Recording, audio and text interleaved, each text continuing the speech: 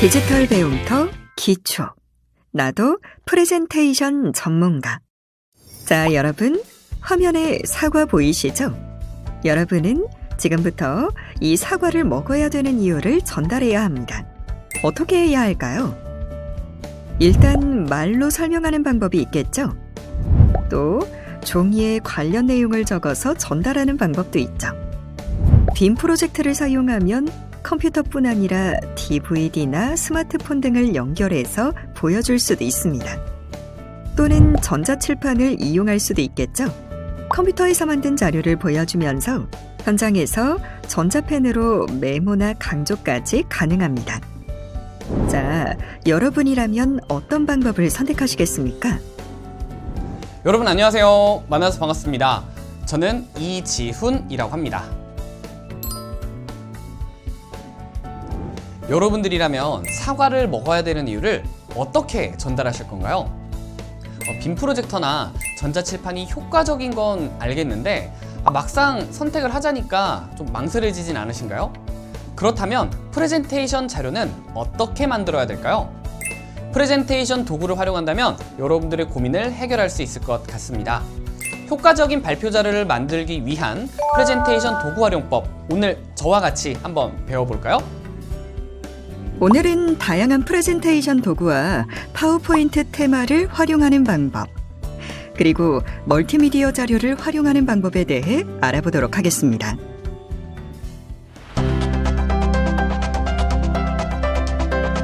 다양한 프레젠테이션 도구. 시각장치인 모니터와 텔레비전은 대부분 가로로 긴 형태를 가지고 있습니다. 여러 사람이 보기에 익숙한 영화관의 스크린에서 착안했기 때문입니다. 가로로 넓은 형태의 스크린은 여러 사람을 대상으로 시각적 정보를 제공하는 데 효과적인 형태입니다. 프레젠테이션 프로그램도 여러 사람에게 정보를 제공한다는 점에서 결을 같이 하고 있기에 가로 형태의 편집기를 기반으로 합니다. 프레젠테이션 프로그램은 처음 등장할 때 당시 비즈니스 용도로 사용되었습니다. 하지만 시각적으로 많은 정보를 전달하는 데 효과적이라는 점에 의해서 이력서나 포스터 등을 만드는 문서 편집기로서도 종종 사용하게 됩니다. 프레젠테이션 도구에는 어떤 것들이 있는지 알아볼까요? 우리나라뿐만 아니라 전 세계적으로 가장 많이 사용되는 프레젠테이션 프로그램은 단연 파워포인트입니다. 파워포인트는 실리콘밸리의 소프트웨어 스타트업에 의해 최초로 만들어졌습니다. 이 회사는 프레젠테이션을 위해 OHP에 인쇄할 문서 편집기를 구상하고 개발하게 됩니다. 우리가 흔히 알고 있는 마이크로소프트의 파워포인트가 된 것은 파워포인트의 첫 버전이 배포된 후 1987년 마이크로소프트가 이 회사를 인수하면서부터입니다. 파워포인트는 가로로 넓은 형태의 슬라이드에 텍스트나 도형을 추가하면서 시청자를 설득하는 용도로 가장 많이 쓰이는 편집기입니다. 텍스트 편집을 위한 글상자, 슬라이드 편집, 슬라이드 쇼와 함께 강력한 그래픽 편집 기능 등 다양한 기능을 제공합니다. 키노트는 애플이 개발한 프레젠테이션 도구입니다. 키노트는 애플의 CEO인 스티브 잡스가 맥월드 컨퍼런스 앤 엑스포 기조연설에서 사용하기 위해 만들었습니다. 키노트는 기조연설이라는 뜻이므로 이름이 지어진 배경이 이해가 될 것입니다. 2007년 1월 스티브 잡스가 아이폰을 발표할 때에도 바로 이 키노트를 사용하였습니다. 키노트는 제공되는 템플릿의 품질이 매우 뛰어나며 애니메이션이 부드럽게 작동한다는 특징이 있습니다. 또한 맥이나 아이폰, 아이패드의 카메라를 통해 실시간 비디오를 슬라이드쇼에 추가할 수 있습니다. 프레지는 온라인으로 이용 가능한 프레젠테이션 도구입니다. 프레젠테이션 도구가 설치되어 있지 않은 환경에서도 인터넷만 연결되어 있다면 언제든 프레젠테이션이 가능한 환경을 제공합니다. 프레지라는 단어는 헝가리어로 프레젠테이션의 축약어입니다. 프레지는 기존의 슬라이드 기반 프레젠테이션 형식을 대체하는 시각적 스토리텔링을 프레젠테이션 도구로 제공합니다. 하나의 슬라이드 내에서 다양한 시점으로 슬라이드의 위치를 이동하며 자연스럽게 이야기를 풀어가는 것입니다. 프레지라는 이름도 프레젠테이션 앞단어 프레와 슬라이드 이동에 많이 쓰이는 기능인 줌인을 연상시키기도 합니다. 그러면 지금부터 파워포인트 프로그램을 실행해 보도록 하겠습니다. 파워포인트 프로그램을 실행하시려면 마우스로 왼쪽 하단에 있는 작업 표시줄을 한번 가보도록 할게요. 여기에서 검색하는 칸이 나오는데 여기에서 파워포인트라고 영어로 치시면 여기에 파워포인트 앱이라고 하는 것이 나오게 될 겁니다. 그냥 단순하게 P5까지만 적어도 거의 다 나오더라고요. 그래서 짧게 적으셔도 괜찮으니까 이렇게 돼서 마우스로 톡 선택해 주시면 파워포인트를 열어주실 수 있게 됩니다. 그러면 지금부터 홈 탭에서 새 프레젠테이션을 눌러보도록 할게요. 이것을 더블 클릭해 보도록 하겠습니다. 더블 클릭을 하면 이렇게 파워포인트를 작업할 수 있는 빈 슬라이드 작업창이 나오게 됩니다. 지금부터 파워포인트의 전체적인 메뉴에 대한 설명을 해드리도록 할게요. 이쪽 상단에 있는 이 색상 있는 부분 보이시죠? 이 부분은 바로 문서의 이름이 표시되는 부분입니다.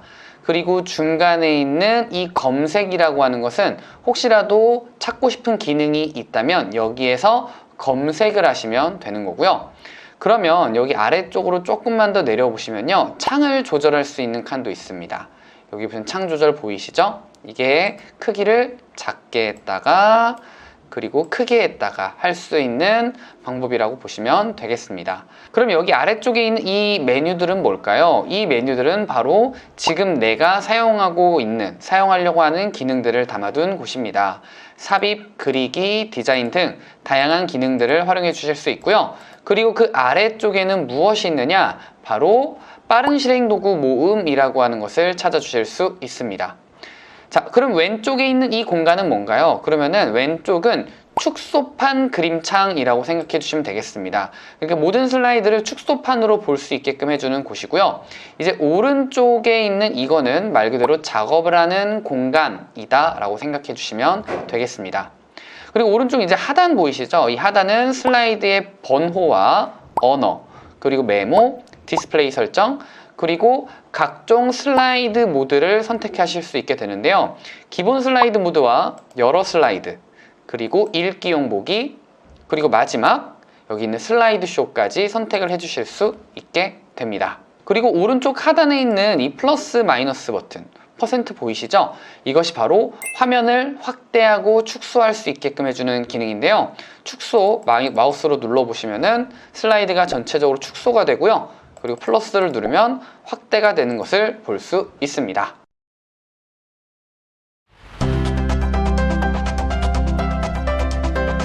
파워포인트 테마 활용하기. 파워포인트 프로그램은 다양한 테마를 제공하고 있는데요. 테마란 글꼴, 색, 시각적 효과 등이 디자인된 것을 의미합니다. 직접 디자인하여 필요한 문서를 제작하여도 되지만 기존에 제공하는 다양한 테마를 활용하면 필요한 문서를 더 쉽고 빠르게 만들 수 있습니다. 그러면 지금부터 파워포인트 테마를 활용해서 파워포인트 자료를 만들어 보도록 하겠습니다. 일단 파워포인트를 여시고요. 홈, 여기 있는 이 새 프레젠테이션을 누르는 것이 아니라 오른쪽에 있는 추가 테마를 눌러보도록 할게요. 추가 테마를 눌러서 어떤 서식이 있는지 확인해 주시길 바라겠습니다. 온라인 서식 파일 및 테마 검색란에서 이제 여러분들이 검색하고 싶은 테마 이름을 적어 주실 건데요. 저는 명언이라고 하는 테마를 적어 보도록 하겠습니다. 네, 이렇게 파워포인트 기본 테마 중에 명언 테마를 선택해 주시게 되면 특정 인물이 언급한 유명한 명언들을 표시하시기에 적합하도록 만들어져 있습니다. 그래서 여기 있는 이런 명언 같은 것들을 쳐서 테마를 적용하시면은 명사들의 명언 같은 것들을 아주 쉽게 표현해 볼 수가 있겠죠?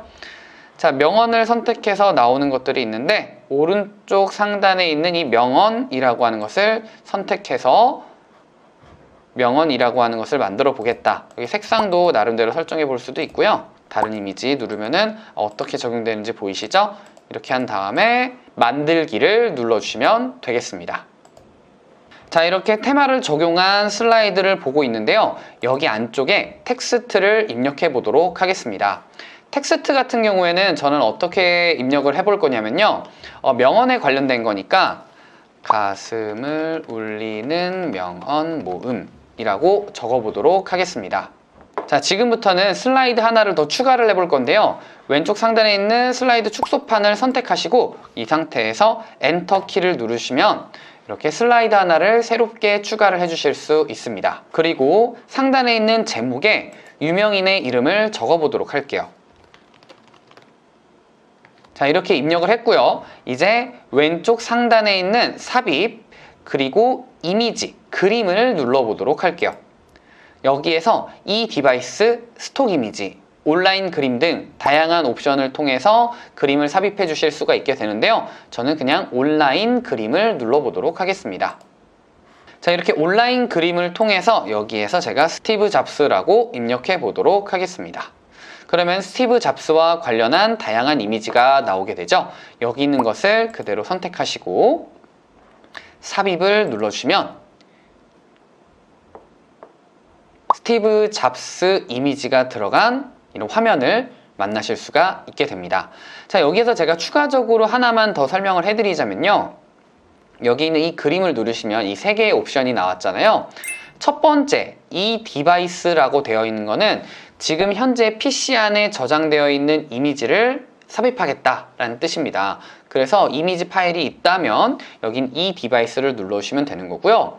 두 번째, 스톡 이미지라고 하는 것은 뭐냐면요.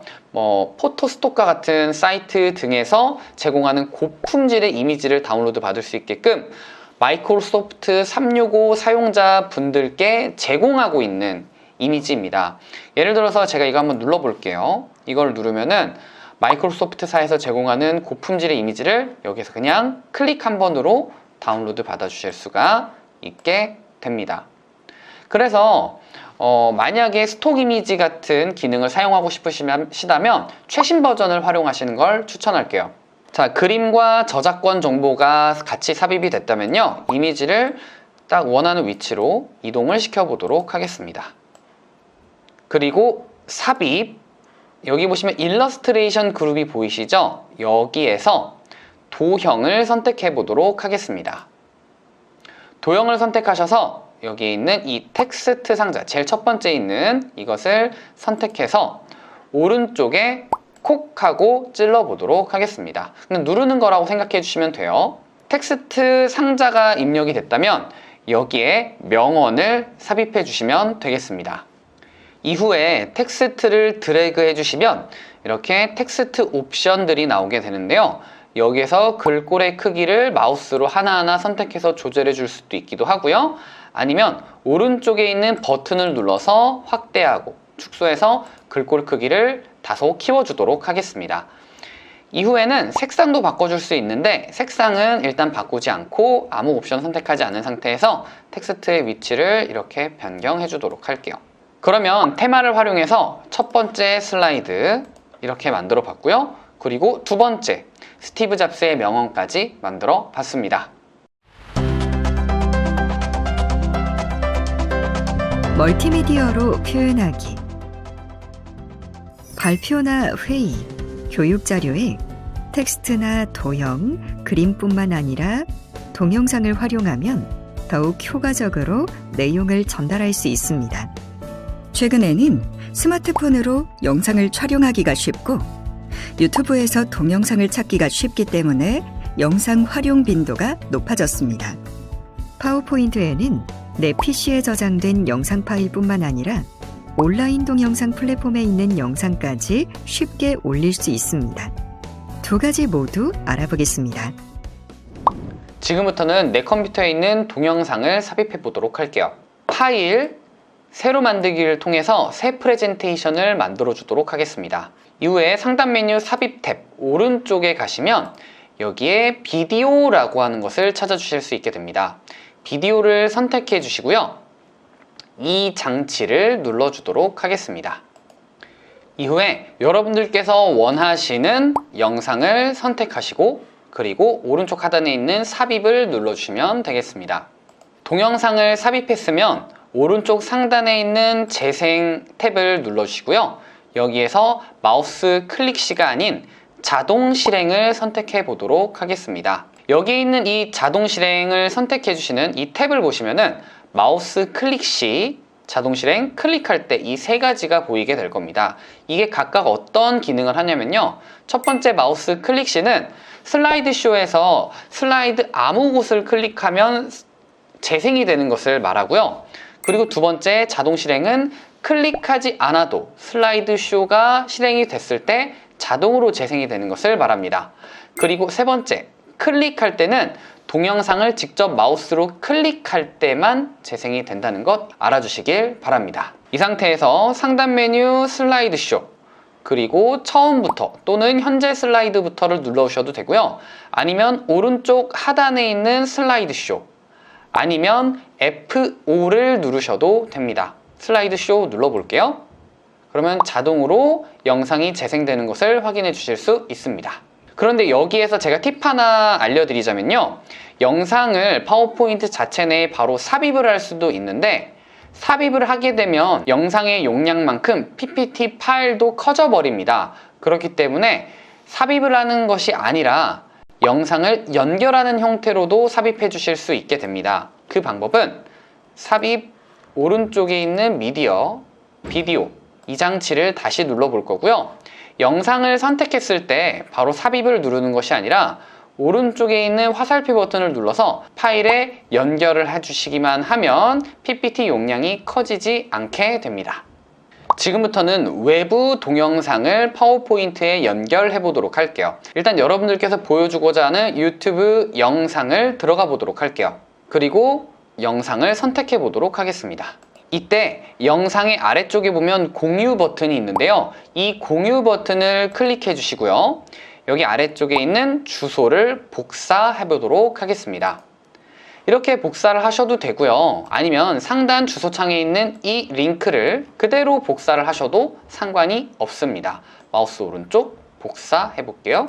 그리고 파워포인트 새 프레젠테이션 상태에서 삽입, 그리고 미디어 탭에서 비디오, 온라인 비디오를 선택해 주도록 하겠습니다. 온라인 비디오의 주소를 입력하는 란을 클릭해 주시고요. 여기에서 컨트롤 V 또는 마우스 오른쪽 붙여넣기를 해주도록 할게요. 그러면은 주소를 붙여넣기가 되었고요. 여기에 미리 보기 창이 나오게 될 겁니다. 이 상태에서 삽입을 눌러주도록 할게요. 이렇게 온라인 비디오가 삽입이 되면 원하는 크기만큼 사이즈를 조절해 주도록 하겠습니다.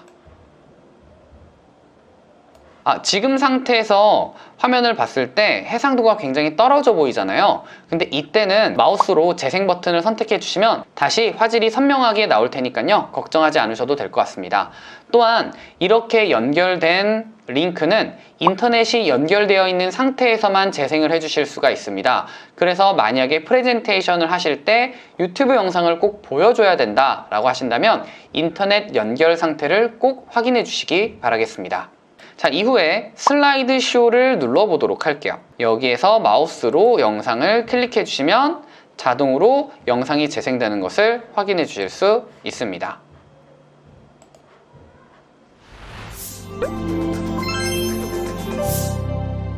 되돌아보기. 오늘 배운 내용을 간단하게 복습해 볼까요? 파워포인트, 키노트, 프레지 등 다양한 프레젠테이션 도구가 있습니다.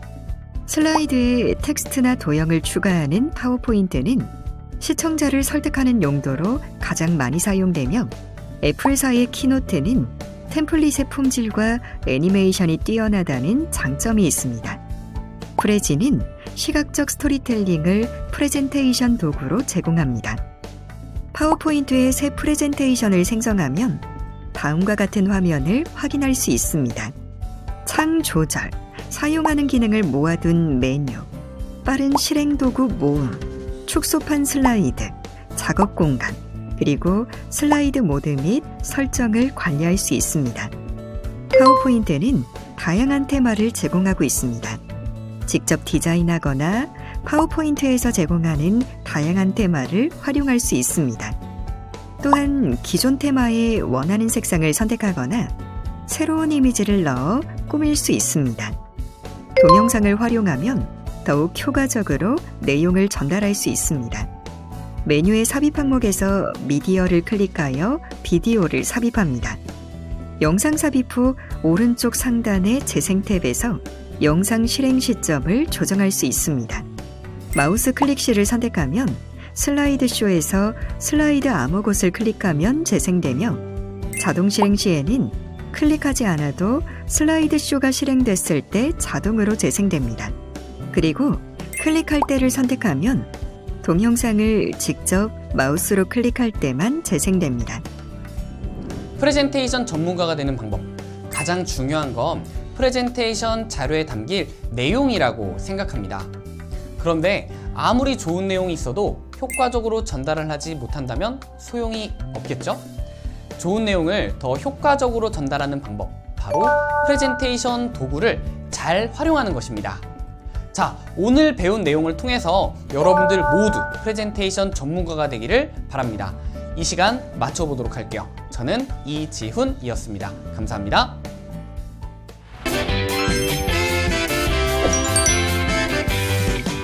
이것으로 나도 프레젠테이션 전문가 학습을 마치겠습니다. 감사합니다.